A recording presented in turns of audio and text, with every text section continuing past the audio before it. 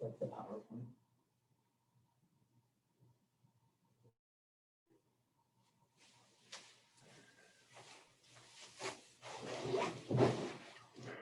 Hey everyone, for the attendees trickling in, this is Mike Zolt. I'm just helping with the logistics of the webinar, and we're just going to give it a couple minutes while everyone signs in, and then Mike will kick it off momentarily.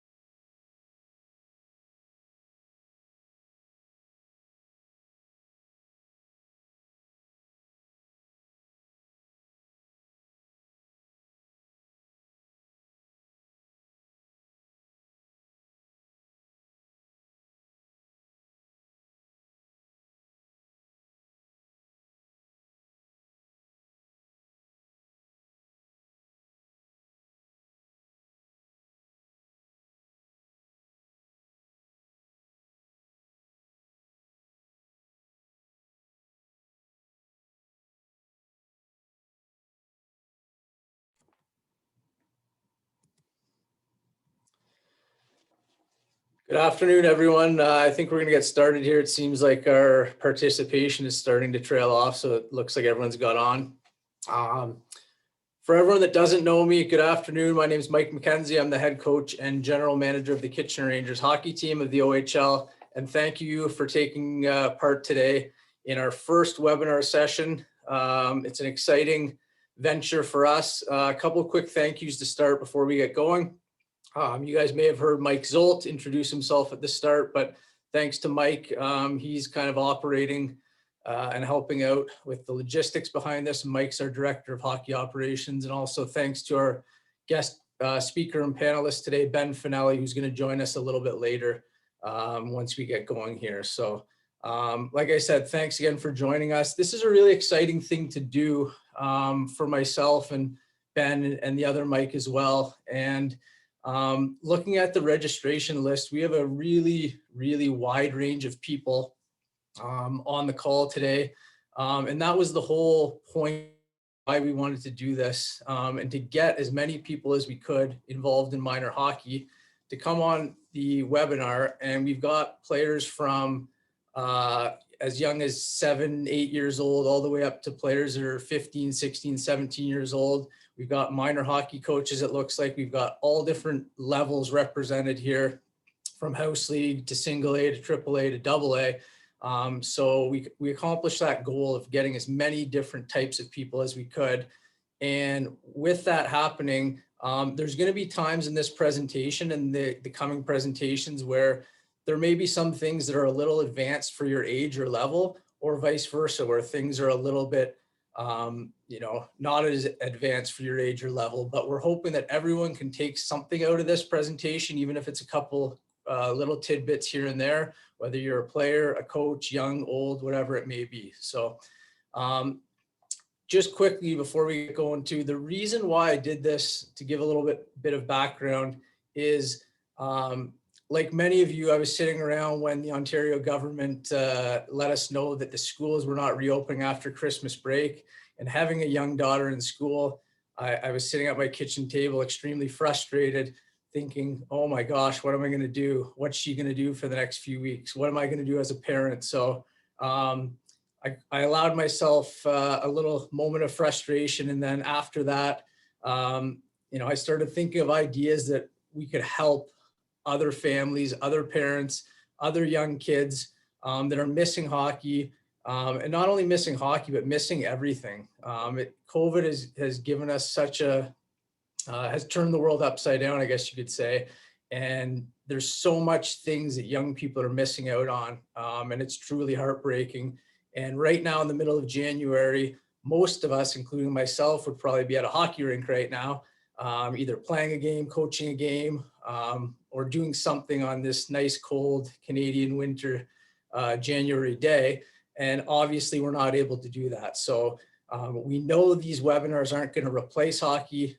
There's nothing like actually playing for you guys, but hopefully we can just give you 5% or 10%, get you excited about hockey still, even though you're missing it. And also hopefully along the way, teach you guys some important lessons about the game, but also life in general. So we're excited to do that.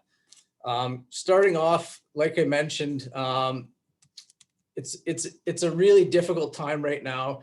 And I think the one thing that COVID and this pandemic has taught us as hockey people, and most of you on the call, minor hockey players, is until something gets taken away, we don't realize how much we miss it.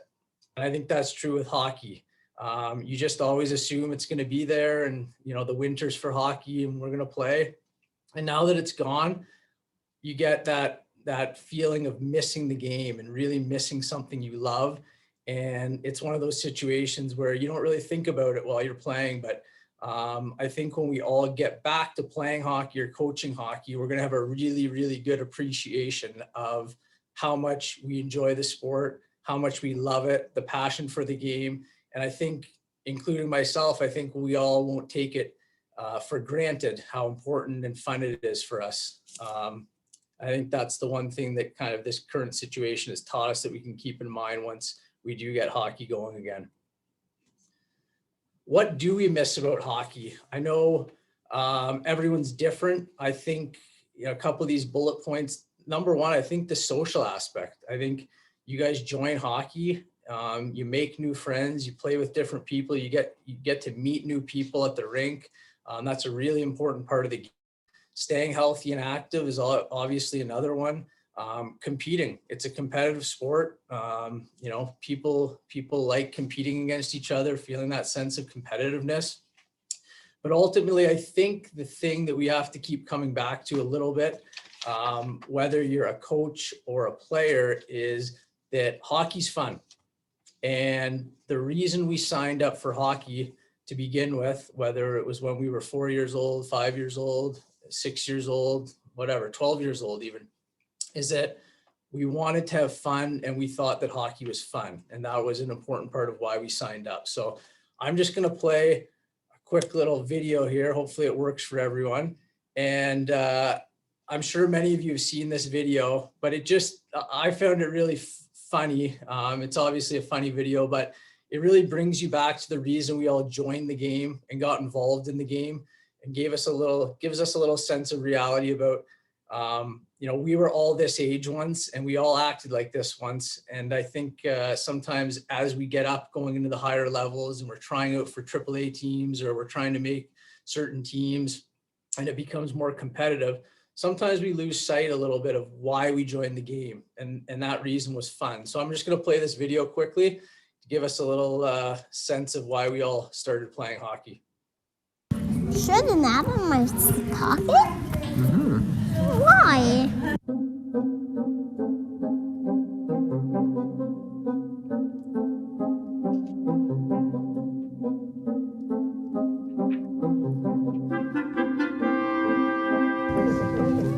Zamboni coming on?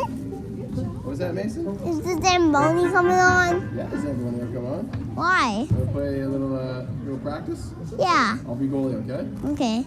Am I a good scorer? Shot. Oh yeah, I am. What are you, garbage?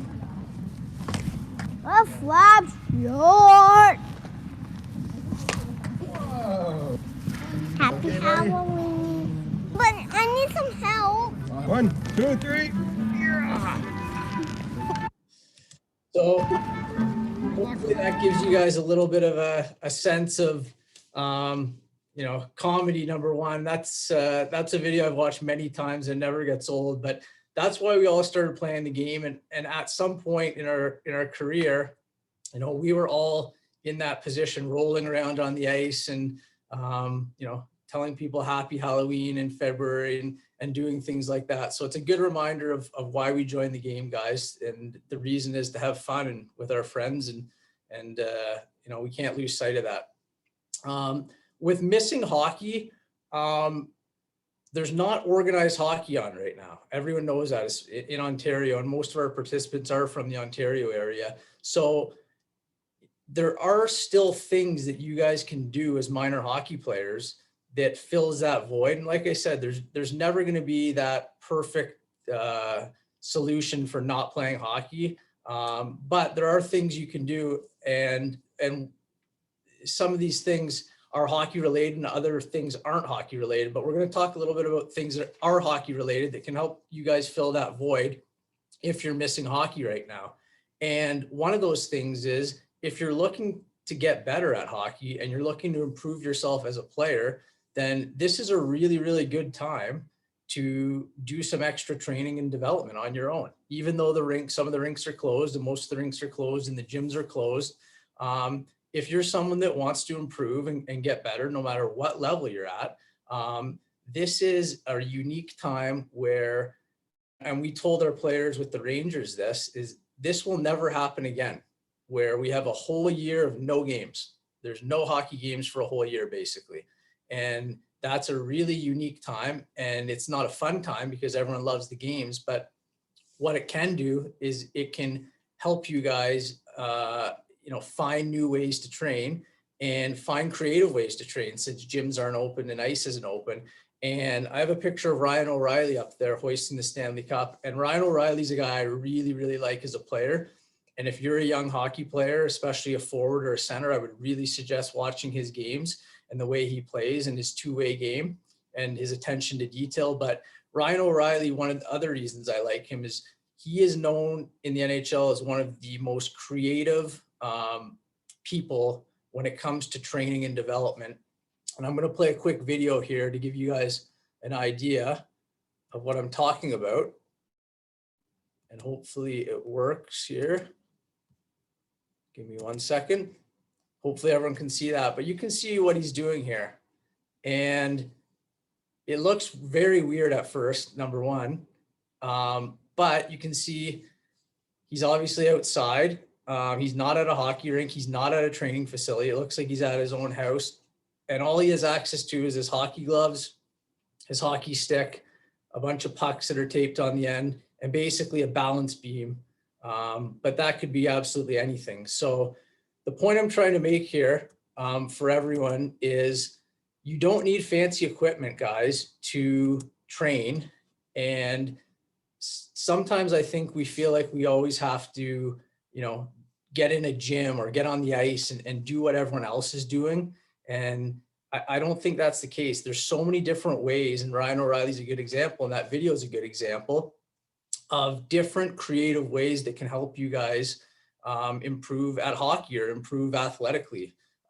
So I think that's really important reminder right now, is that there's a ton of things that you guys can be doing at home, whether it's in your basement, in your garage, with makeshift equipment or homemade equipment or no equipment at all. And, if you're a person that's looking to improve yourself and get better, now is definitely the time to do it, because there is a lot more free time. Another thing you can do, and I know I'm excited about this, is you can watch NHL hockey now, which is great.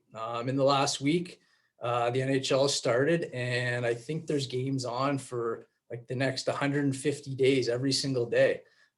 So you get to watch NHL hockey. And when I say watch NHL hockey, once again, if you're someone that wants to improve, maybe ask your coach or ask your parents, who's a player on the Leafs, if you're from Toronto, or if you're from Ottawa, who's a player on the Senators that resembles my game, or a person that I could really watch and see what they do on the ice. And instead of just watching as a fan, which there's nothing wrong with, you could also watch as a student of the game and really look and see what they're doing, see their attention to details. I mentioned Ryan O'Reilly's a guy that I really like watching, but there's tons and tons of great NHL players that are great role models for you guys as young players that you can watch and pick up on. And like I said, if you're wondering, who some of those people are, maybe ask your parents, ask your coach, and watch the game in through a different lens that way. There's also a ton of other hockey stuff that you guys can do, whether it's playing fantasy hockey. I'm sure some of you guys do that. It's a fun way to get involved and stay involved and keep on top of the NHL, and also have some fun with your friends. If you get 10 or 12 of your friends and you all sign up for a league, you can keep track of the players, their stats, things like that. I know there's restrictions right now on different things and activities, but depending on the area you're in. But pond hockey, I was walking around my neighborhood the other day and one of the ponds had frozen over, and obviously it needs to be safe and make sure the ice is thick enough and things like that. But there was a handful of kids out there skating and just playing pond hockey. And same thing goes with street hockey. I know there's different restrictions and rules right now on how many people can gather, but again, once things loosen up, it's a great way to get involved and go outside and play some street hockey with your friends. I know when I was little, that was something we do that would kill a ton of time, throughout the year. Another thing that you can do, and depending on your age, will depend on what books I would recommend. Obviously, if you're older, I have a number of books, and if anyone follows me on Twitter, they know that I really enjoy reading.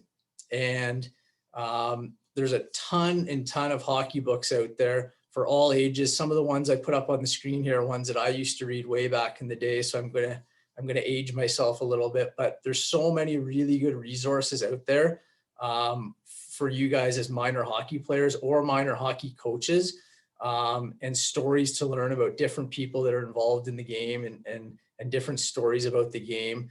And now that there's more free time, it's a great way to learn more about the game and really dive in and start reading a bit more about hockey and the sport. Switching gears a little bit here, guys, and the reason I wanted to bring Ben on, who we'll bring in a couple minutes here, is to talk a little bit about identity, and we'll get to that in a bit, but I want to talk a little bit about non-hockey related things too. And I don't want to steal Ben's thunder here, but everyone on the call obviously loves hockey and plays hockey, which is great. I'm the same way. I love the game. Most of my day goes towards thinking about the game and watching the game and doing different things that surround hockey.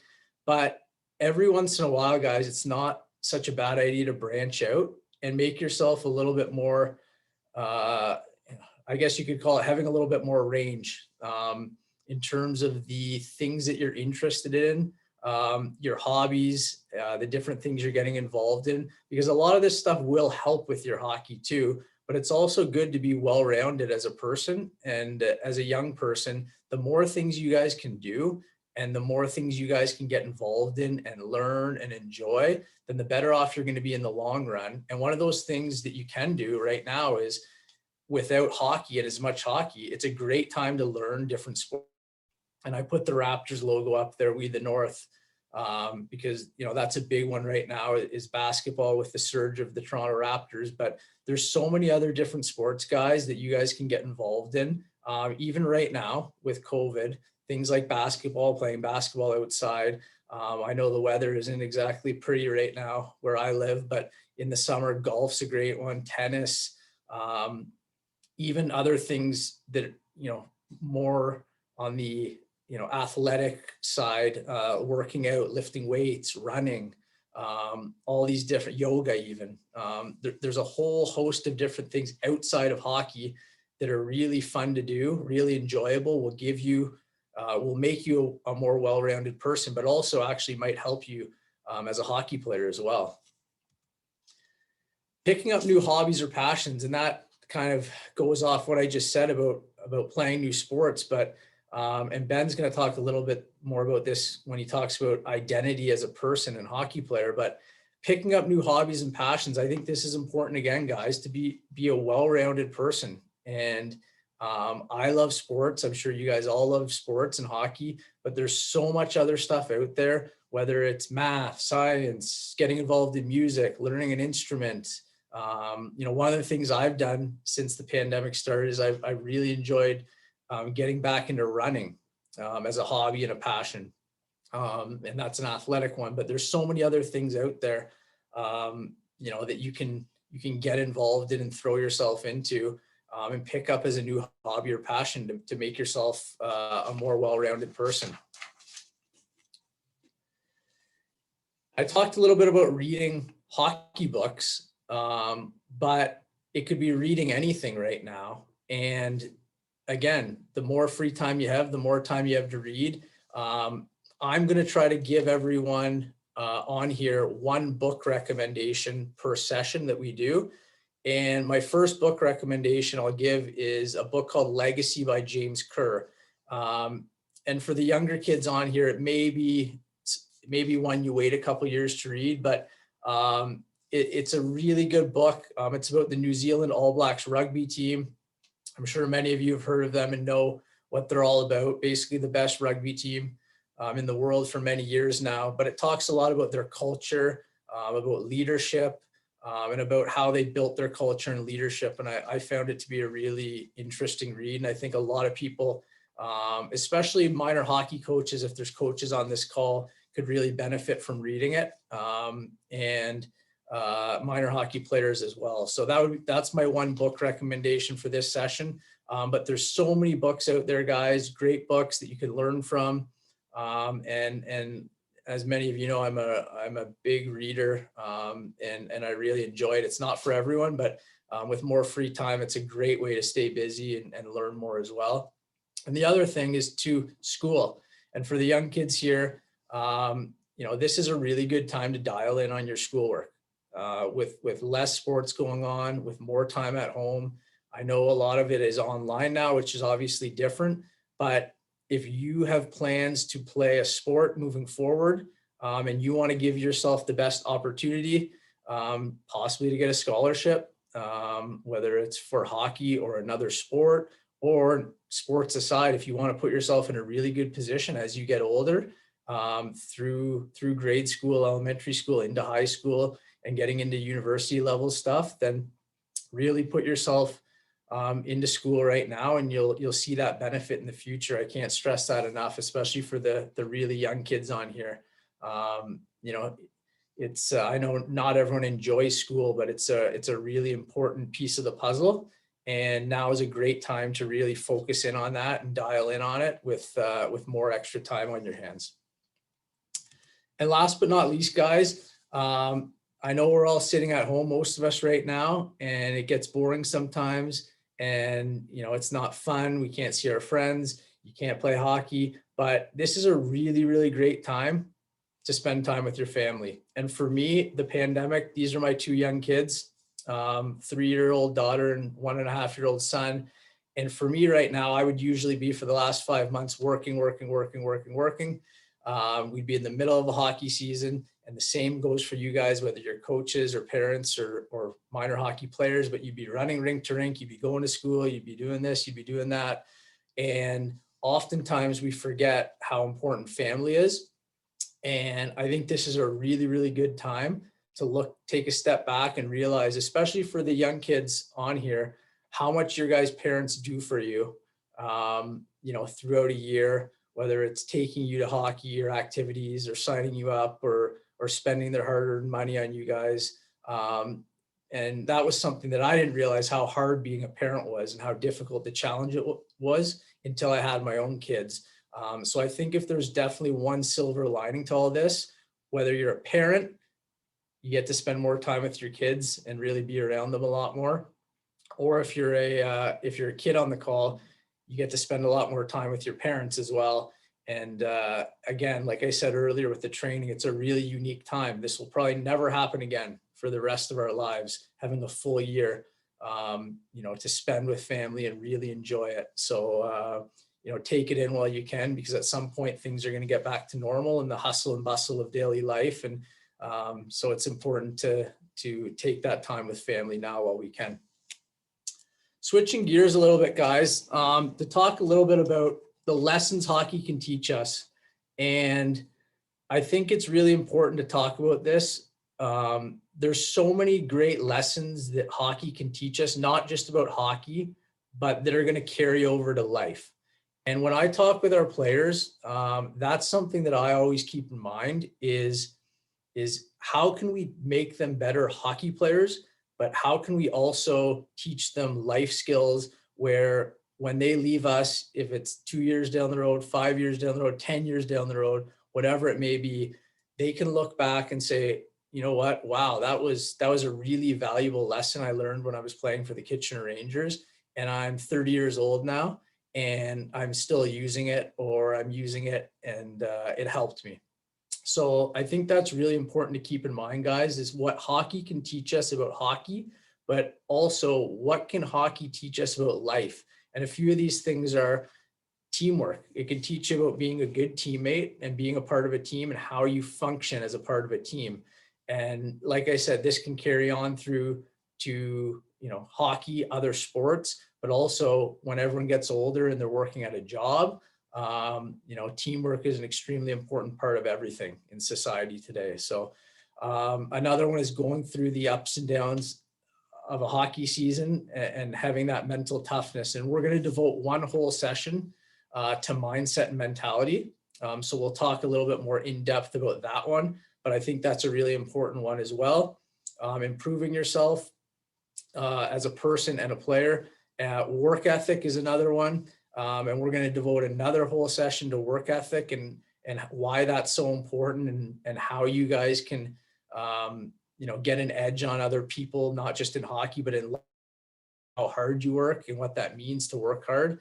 And last but not least is leadership, guys. And the reason I left leadership last is because in hockey right now, we need leaders. And the next generation of hockey players and the next generation of people in society are the people on this call, because about 80 or 90% of the people on this call are kids or under the age of 16.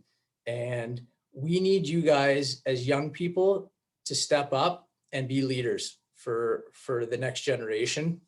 And what I mean by be a leader is sticking to your values, being yourself, choosing your own path, and helping others. And I think that's a really, really, really important. If there's one thing that is going to come away from this call or this session today, is the importance of being yourself and being a leader and doing things the right way and doing things that you believe in, not because you look over and someone else is doing them.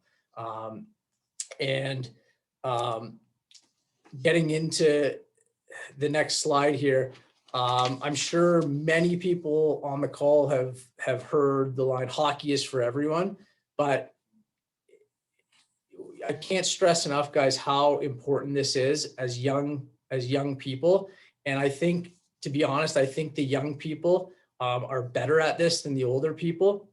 But if there's also any minor hockey coaches or older people on the call, if you're dealing with minor hockey players or you're coaching a minor hockey team, then by signing up to do that job, you have a duty to provide the environment for these players that allows them to make hockey for everyone and teach them the lessons that hockey's for everyone, no matter what race, no matter what gender, no matter what country you're from, it doesn't matter. And we need people that are running minor hockey and in charge of minor hockey to provide that environment for young people.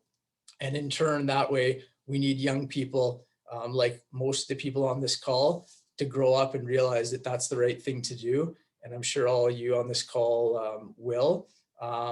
But that's how we're going to make hockey better for everyone. I truly believe that. And I think the future's in very good hands. Right now, to be honest, with the young people, I see many young players come through our system. But it's important to keep that in the back of your mind. And it's not good enough to look in the past and say, well, you know what, things weren't done that way when I was younger, or that's not how it used to be 10 years ago. Okay. There's a reason why things change in the world.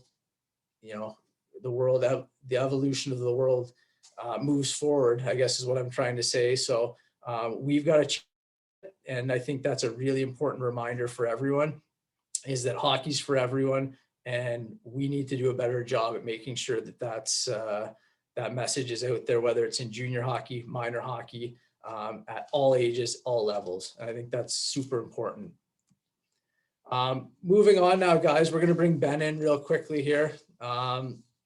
Ben, if you guys don't know Ben, I'm sure some of you are from the Kitchener-Waterloo area and know of Ben's story and know who Ben is. But just a quick introduction to Ben, for those of you that don't know him. Ben played for the Rangers back in the day. I was actually the assistant coach when Ben was here in his last year as an overage player. But prior to when I got here, Ben was playing for the Rangers, and he sustained a really serious brain and head injury in a game playing for the Rangers.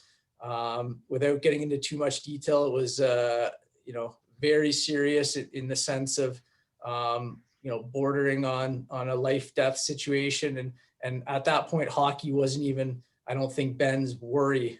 He was just hoping to recover so he could live his life in a normal way. But as Ben started healing and recovering, hockey did come back into the picture. He made a great recovery and showed a whole bunch of resilience, to get to the point where he worked himself back in and ended up actually playing for the Rangers again, a while after that, through a lot of hard recovery and quite a lengthy process of getting better and getting healthy again. So Ben knows a thing or two about resilience. He knows a thing or two about hard work. And I think he's a really great person to have on. He's doing a lot of really good things right now, not only in our community in Kitchener-Waterloo, but also in the community in general, whether it's to do with mental health initiatives, like I said, resilience, guest speaking. He has his own podcast. So he's got a lot of things going on, but I'd just like to introduce Ben and thank him for joining us. Thanks for having me. I'm looking forward to this. It's nice to connect again, Macker. Yeah, no problem. I think you can offer a lot of wisdom here to some of these young players on the call. First question I have for you, Ben, is it's obviously a really hard time right now with the pandemic and what's going on in the world. Going through your injury and recovery process, what lessons or things did you learn about resiliency and getting through, times where you're looking in the mirror and you're like, I don't know if things are ever going to get better. Can you touch on that a little bit? Yeah, for sure. I want to start actually because I think it's so powerful. And the main reason we connected today, Macker, I think, was I put a little tweet out about an article that quoted the state of behavioral health in hockey players across the country. And one of the quotes from that article, I just want everyone to hear it and really think about the narrative that's being spread about hockey right now and about the hockey playing community, because to me, it's very much a call to action, because the narrative is a victim narrative, as in the hockey community can't handle this and we don't have any options. And it's so unfortunate that that's the narrative. So the article said, and I have it in front of me here, this is a national crisis waiting to happen. You work your whole life for something, you have a dream and you chase it. And through no fault of your own, it's slipping away from you. You can't train, you can't play, you can't advance, you can't go anywhere. It's frustrating. So how defeating is that narrative? That's what's being shared with the entire country. That we're being told that you can't train, you can't play, you can't advance, you can't go anywhere. Well, we decide that. We decide if we can train. And as Mac already alluded to with the videos of Ryan O'Reilly, that's in our control. We can train. We have to get creative.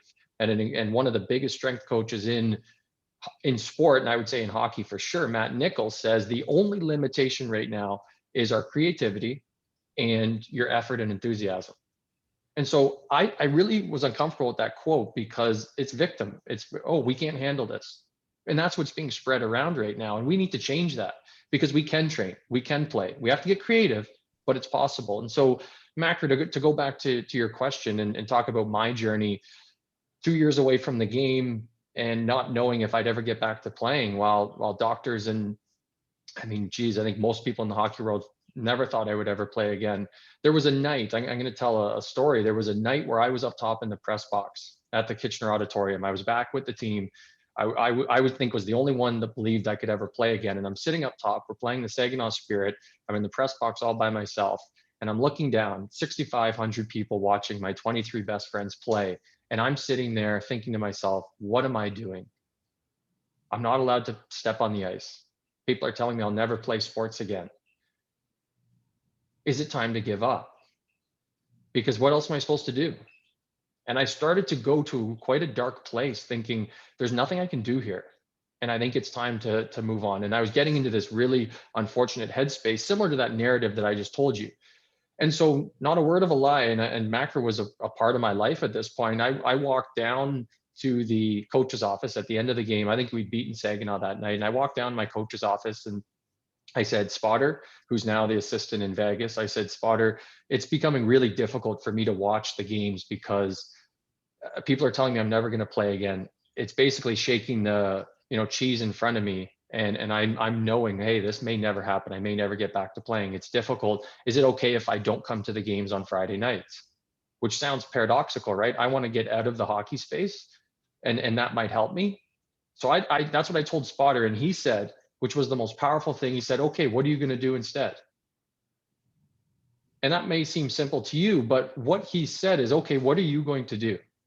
You're not going to sit. What are you going to do? How are you going to act in the direction of who you want to be? And yes, while I wanted to be a hockey player, I look around, not allowed to skate, not allowed to do anything with any sort of contact. I'm very limited. And so what I decided, and again, getting creative, not a word of a lie, and Macro would know this, he'd remember, on Friday nights, I went to the local pool. So my best friends, hockey players, teammates, would go play on Friday night. I would go to the local pool. I was allowed to swim. I could be alone with my thoughts. I could work through things.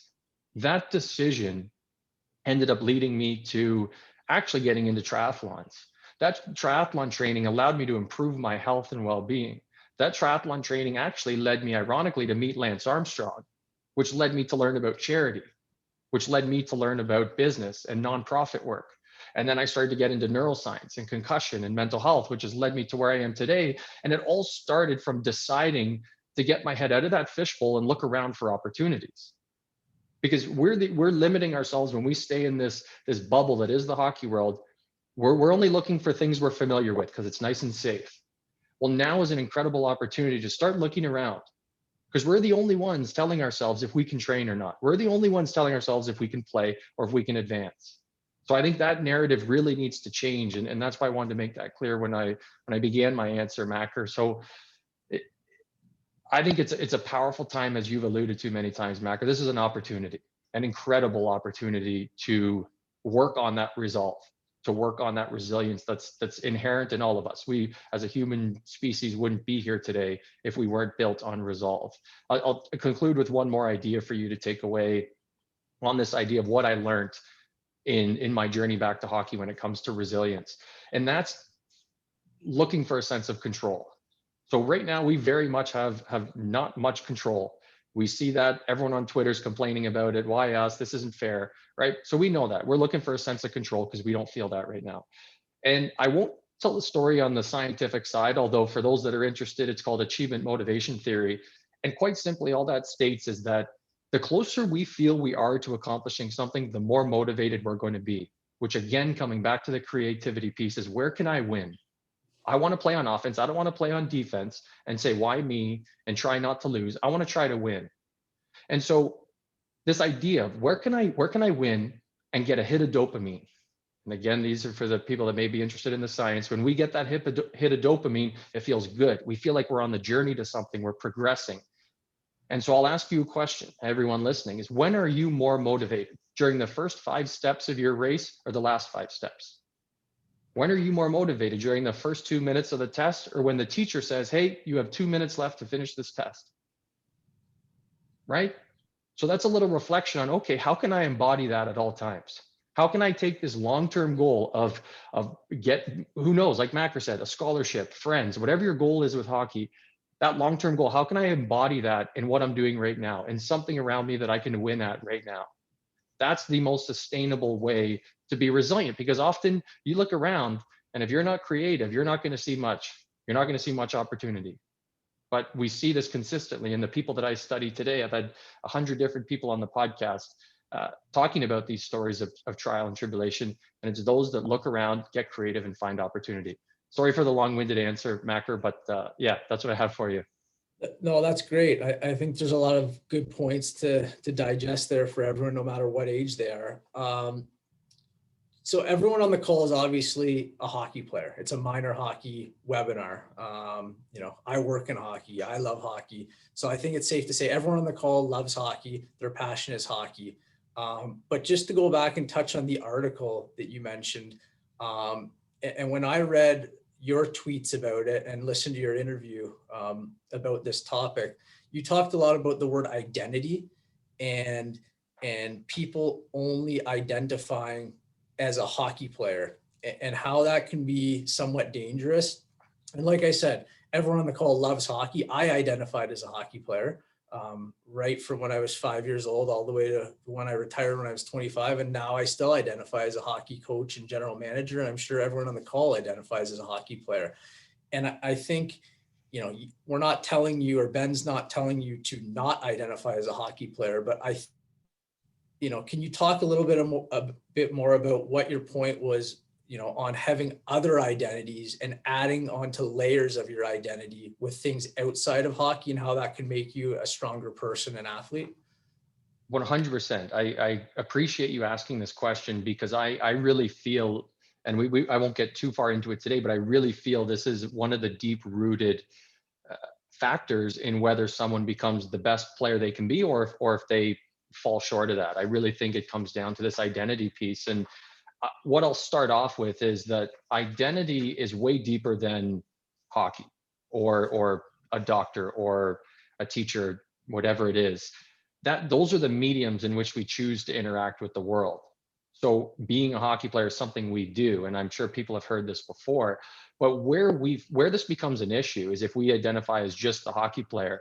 It becomes an issue because there's this thing called harmonious passion and something called obsessive passion. And when we identify with hockey as a medium in which we choose to be the best person we can be, to have this deeper rooted identity of who we believe we can be and what our impact's going to be on this world, hockey is just one of the ways that I interact with the world. We have this harmonious relationship, meaning that we enjoy what we're doing. We realize the benefits we're getting out of hockey. We are pulled out of bed in the morning to jump at the opportunities that we see. But the issue when we identify as just a hockey player, and now I'm talking about this purely from performance, of being the best hockey player you can be. When you identify as just that hockey player, we can't lie to ourselves. Right? Follow me on this. When you identify as just a hockey player, you can't lie to yourself that this is the only thing I've got. And now it becomes obsessive. So we had the harmonious relationship. This is awesome. This is fun. I love the opportunities. I see the opportunities. But now when we identify as just that hockey player, we become obsessed over it through the fear of losing the game of hockey. And when we now start to lead our lives or lead our hockey journey through obsession, we now are on defense. We're now showing up to practice through fear of, I have to do this, because if I don't, I won't improve. And if I don't improve, I won't become the best hockey player I can be. So now you're actually motivating. It's called negative motivation. You're motivating yourself through stress. You're now not on offense. When I share this, when I talk, I usually show a picture of a cheetah and a cheetah chasing another animal. When you become that obsessed version of yourself over this game of hockey, you become the animal that's being chased, because you don't want that animal to come up and catch you, which in your case would be losing the game of hockey. You want to be on offense. You want to be the one that sees the opportunity. And so how do we do that? Coming back to this deeper rooted identity, is knowing that hockey is just one way we interact with the world. And this is where sometimes you lose people. People push back and say, well, hey, you have to grind and you have to obsess over something to be the best at it. Well, I'm actually going to put a couple podcasts in the description of this Zoom call so that you can listen to two people. Joey Hishon's one individual, which you may know the names. He could have been an NHL All-Star. Through concussions, had to leave the game, and he talks about this issue. Victor Rescovich is another one.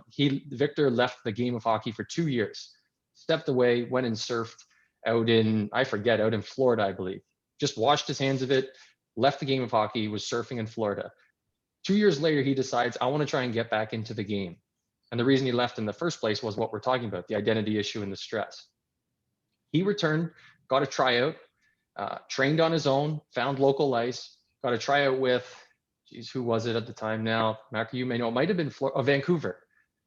He makes Vancouver, plays most of the year in the American Hockey League, gets called up for playoffs, and makes it to the NHL Conference Finals, and almost wins the Stanley Cup after leaving the game for 2 years. And I'm attaching that episode because he talks about what leaving the game did for him to explore other areas of life that allowed him to play the game like he used to as a kid. And if we could all play that game where, hey, this is something I do, it's not my whole life, you allow yourself to be the best version of yourself in that moment.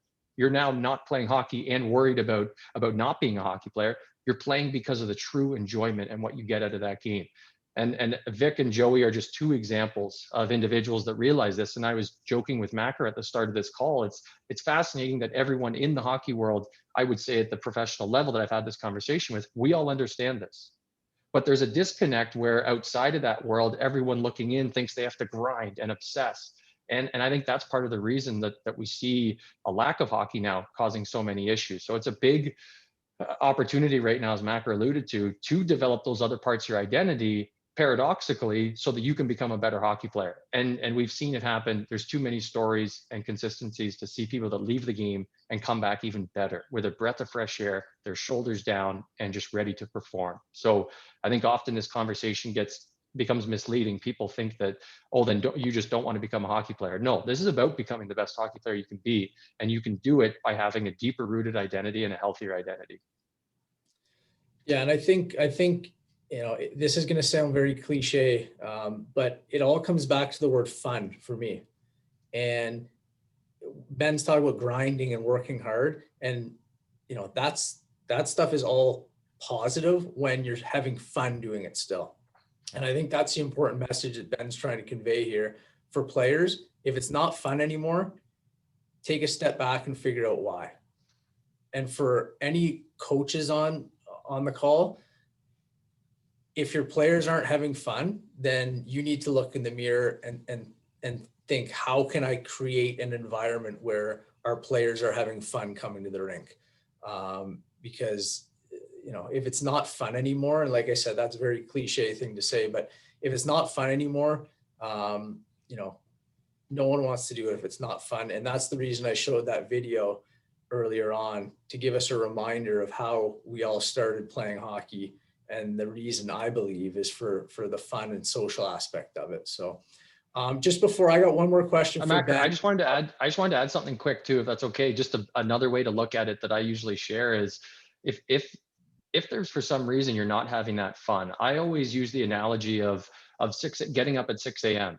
on, let's say in November, -10 outside, snow's on the ground, alarm goes off at 6 a.m, no sun, it's dark. And you feel like you're pulling yourself out of bed, like you don't really want to, versus the example I use is Christmas morning, same scenario, -10, snow on the ground, no sign of the sunlight. Yet we jump out of bed on Christmas morning because we've changed that story. We've changed our approach to the opportunities of the day. And so, sorry to interrupt, Macker, but I think that's part of what we're talking about here is, okay, let's change that message, change our approach so that we jump out of bed, or we jump at the opportunities that we now see. So, yeah. Yeah, for sure. I got one more question for Ben before we're running a little bit longer than we thought, but if you have any questions, the other Mike is moderating the Q&A section. So if you have any questions, we'll have a brief Q&A at the end. If anyone does have any questions, I don't know if we'll be able to get to all of them, but if you have any, start sending them in now, and in the next couple of minutes, we'll start that portion. Last question, Ben, we'll let you go here, but you're friends with a couple pretty prominent NHL superstars, Gabriel Landeskog and Mark Scheifele, and know those guys really well. See them outside of hockey, behind the scenes, not just on TV when they're in the heat of the battle. What have you picked up on from those two guys that make them so good on the ice, and have become so good at the sport? Is there something behind the scenes that you see that you could maybe give some of the young players on here a little bit of wisdom on what you see guys like that doing that is pushing them to that level on and off the ice? For sure. It very much comes back to the first part. I'll say it comes back to the conversation we've had today about this identity. And a funny story that I always like to tell is when I first came to the Rangers at 16 years old and Landeskog came over from Sweden, English being his second language, there were about 8 or 9 of us in high school at the time.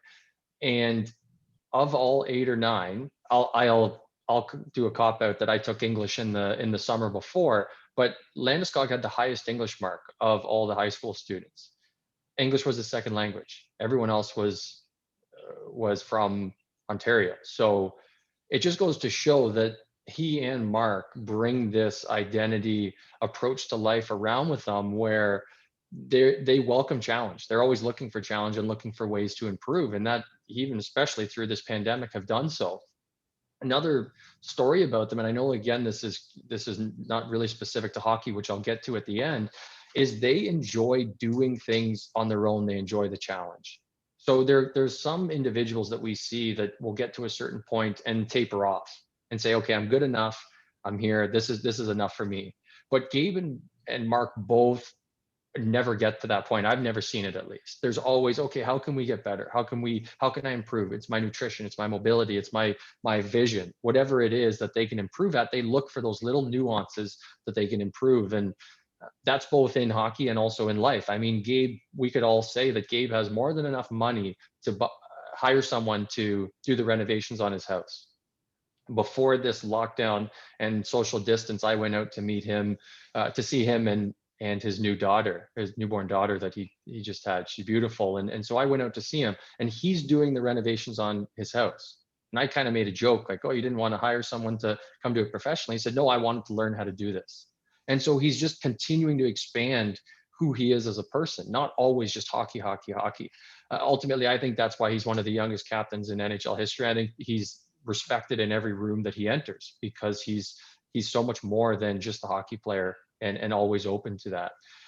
Last on that approach when it comes to hockey specifically, and I'd say even a little more on Mark's end, as I think people know in the hockey world, I know they've done a lot of videos on Mark as this young boy that's obsessed with the game. But his approach, and I'm sure you can take this in other areas of life, his approach, as Macker said, he's pulled at wanting to improve himself. So what Mark does, and I've actually been on the ice with him as he's done some skates, and what he'll do is, he's on the half wall on the power play.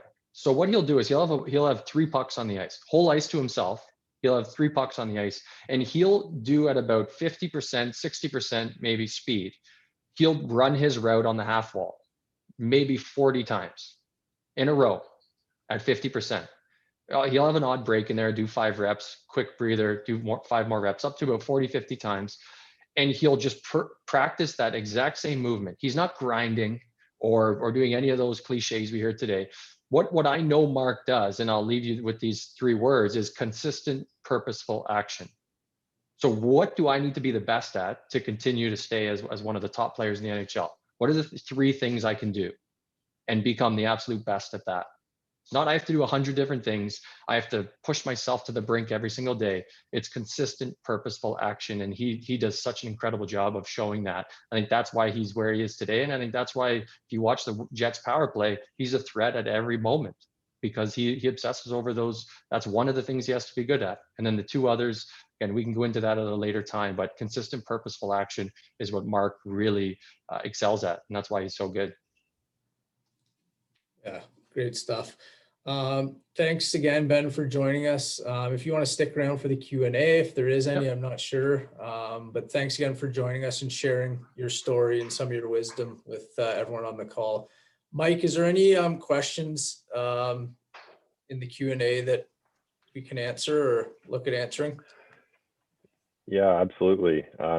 So feel free to keep submitting them, everyone. And if we don't have time to get to your question today, there will always be the next 4 weeks of sessions. So feel free to join those as well and post your questions there if we don't have a chance. One quick one to start, I think there's at least a few good ones to touch on. Mike, when you were mentioning the James Kerr book earlier on, around what age range do you think that book is well suited for? Was one question. It could be for any age, I think. There's no content in there that is age sensitive. That's not why I said for older ages. I'm just thinking the difference between a 7-year-old and a 15-year-old.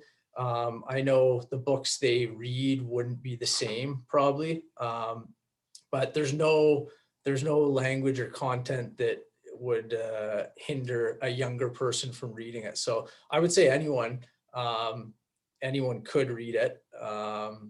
It's just I don't have kids at those ages, so I don't know where the reading levels are specifically for each age, but it's not a hard book to read. It's not complicated. So I would say any age, if you like reading, pick it up.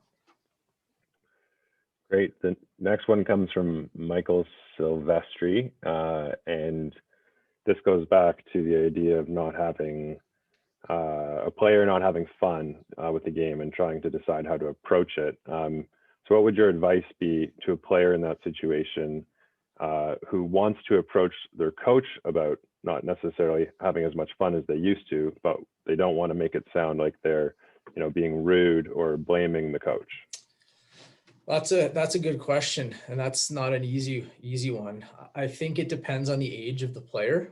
Number one, I wouldn't expect a 8-year-old to go into up to a 45-year-old person that's coaching the team and tell them they're not having fun and deal with that on their own. I think at that point that I think that should be a discussion between the player and the parent and look at ways, why isn't it fun anymore? Is it because of something the coach is doing? Is it because of the way the teams run, or is it more a personal choice of not having fun? Maybe you just don't enjoy the sport as much anymore. So I think it depends on the age. As you get older, it could be an honest conversation, but I think going into that conversation, I think you would want to look in the mirror before that and think about really deeply, like Ben had talked about earlier, think about, why isn't it fun anymore? Is it because you're not as good at it as you used to be, and it's you're not as good? Is the level too high for you? Is the level too low for you? Is it maybe too easy and you're getting bored because you're not at the proper level? Things like that. Do you have other interests now that are greater than hockey? Maybe. So maybe your time at the rink, you're thinking about something else you'd rather be doing.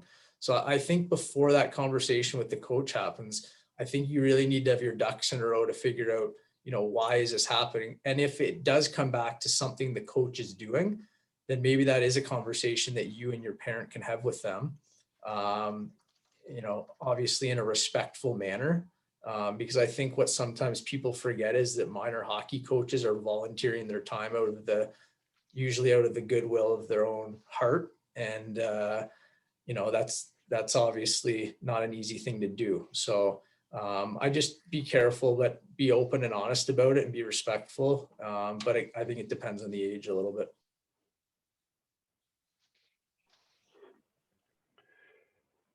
Great. A few questions have come in.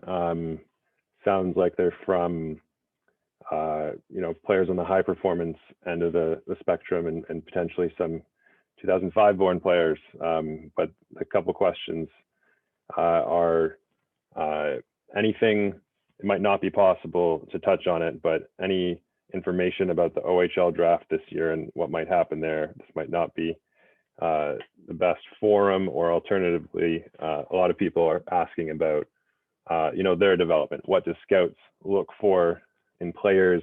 How can players set themselves apart if they want to reach the next level, et cetera? Yeah, I won't touch on the actual draft itself right now. That's a conversation for another time. But in terms of what, players in their draft year right now with the situation we're in and not playing, what they can do to get better, get noticed, without playing games, is you can do a lot of stuff, and a lot of stuff on the call we talked about. But the one thing you can't do is get frustrated or worried about not being seen or not being scouted, because everyone's in the same boat right now. And so the more time you spend worrying about stuff like that, and things that are out of your control, you're going to waste a lot of time and energy worrying about stuff like that. So control what you can control, like Ben talked about. You can control what you're doing with this time. You can't control what the Ontario government does. You can't control what minor hockey does. So there's no sense worrying about that stuff. That would be my advice on that front. And in terms of what scouts are looking for, I think every team's different. But the one thing I will say is I'm not going to get into specifics on, very detailed stuff that we look for, other teams look for. But one thing I will say that I think is extremely important to touch on is, and this is even for younger players that aren't at AAA minor midget level, but maybe at some point, or in life in general, is that we really, really, really put a premium on good people and good kids, and the character of the person, not just the hockey player. And what I mean by that is when we make our draft list, we have something in our list and game report screen that if we've heard, and when I say heard, I don't mean just, a rumor, but if we've talked to someone, whether it's a parent of a team, a coach of a team, another player, an agent, or someone that knows the player, and their off-ice character, off-ice behavior is not good, they're a poor teammate, their work ethic is below average or average, all these things that actually don't show up when you go on the ice to play hockey sometimes, we put a huge premium on that stuff. And we'll touch a little bit more on social media and things like that in other sessions and a lot of this stuff, but I can't emphasize enough that sometimes it's not just the things you're doing during the 45 minutes you're on the ice during a game that we look for. So I would really keep that in mind and have that in the back of your mind at all times, when you're around the rink, when you're, with your teammates, and just in general, when you're at school. We really want good people in our program.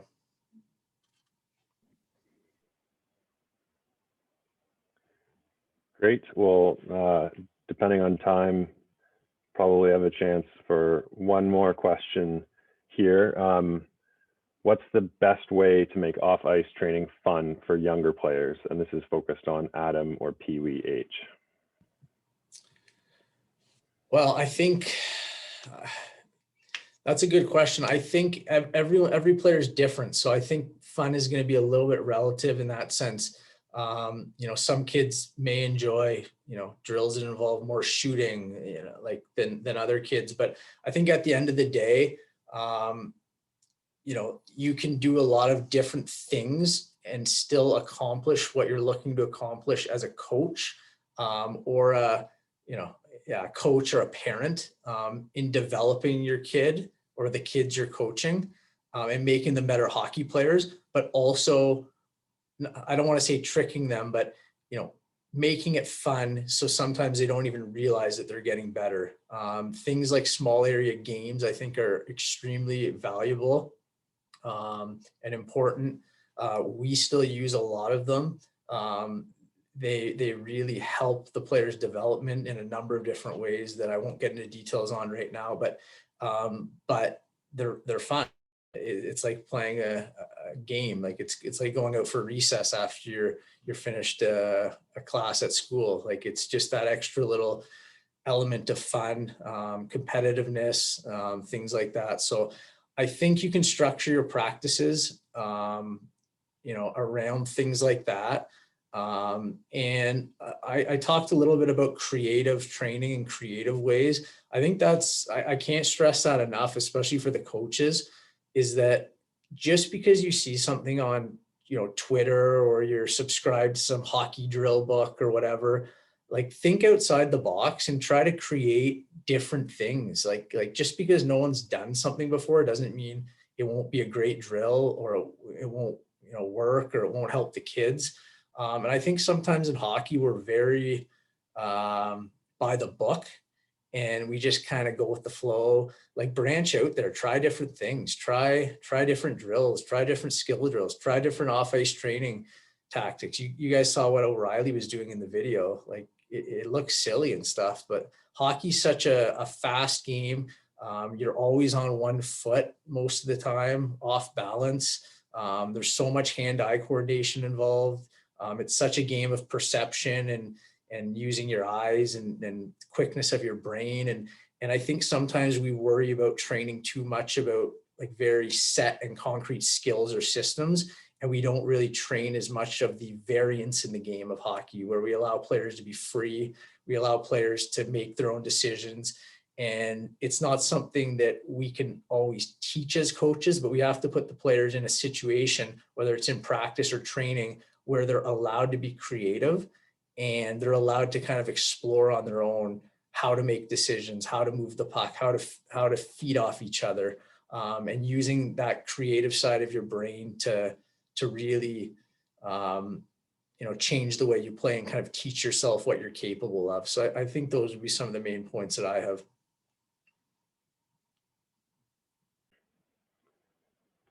Great. Well, I think that's all we have time for today for questions. Perfect. Well, I'd like to I'm just thank going to throw everyone in the chat the links to those episodes as well, Macra. If anyone's interested in a couple of the stories I referenced when I was talking, I'm just going to put that in the chat now and encourage people to check it out. Open to feedback as well. Okay, perfect. So yeah, you guys can check that out in the chat. Ben will post it there for you guys if you want more information on that. And again, thanks to Ben for coming on, and thanks to everyone for tuning into our first session. We'll continue doing these. It'll likely be every Sunday at noon. So keep an eye on my Twitter feed for more information in the coming days about what the next topic will be, and the date, and officially the date and time. And we hope to see you guys back next Sunday. Thanks for coming.